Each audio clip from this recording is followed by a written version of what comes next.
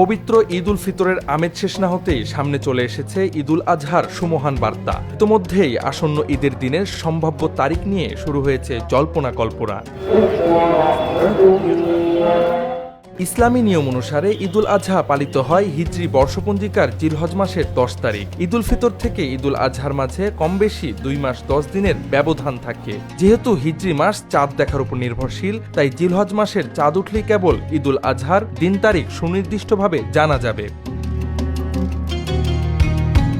তবে মধ্যপ্রাচ্যের দেশ আরব আমিরাত ঈদ উল আজহার সম্ভাব্য একটি তারিখ জানিয়েছে। দেশটির আমিরাত জ্যোতির্বিদ্যা সোসাইটি জানিয়েছে, আগামী 6 জুন মধ্যপ্রাচ্যে ঈদ উল আজহা উদযাপিত হতে পারে। সোসাইটির মতে হিজরি বর্ষপঞ্জিকার শেষ মাস জিলহজের চাঁদ দেখা যাবে আগামী 27 মে সন্ধ্যায়, আর 28 মে হবে জিলহজের প্রথম দিন। সেই হিসেবে 6 জুনই মধ্যপ্রাচ্যে উদযাপিত হতে পারে ঈদ উল আজহা। আমিরাত জ্যোতির্বিদ্যা সোসাইটির চেয়ারম্যান ইব্রাহিম আল জারওয়ান বলেছেন, আরব আমিরাতে স্থানীয় সময় 27 মে সকাল 7:02 চাঁদ দেখা যাবে এবং সূর্যাস্তের পর প্রায় 38 মিনিট পর পর্যন্ত চাঁদটি আকাশে দৃশ্যমান থাকবে।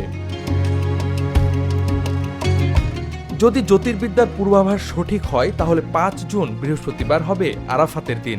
এটি পবিত্র হজের সবচেয়ে গুরুত্বপূর্ণ শর্ত। এর পরের দিন 6 জুন শুক্রবার পবিত্র ঈদ উল আজহা পালিত হবে। তবে যদি 27 মে সন্ধ্যায় জিলহজের চাঁদ না দেখা যায়, তাহলে জিলহজ শুরু হবে 29 মে। এতে ঈদ উল আজহা শুক্রবারের পরিবর্তে 7 জুন শনিবার উদযাপিত হবে। আর যেহেতু মধ্যপ্রাচ্যের একদিন পর বাংলাদেশে ঈদ উদযাপিত হয়, সেই হিসেবে 7 বা 8 জুন বাংলাদেশের মানুষ ঈদ পালন করবে।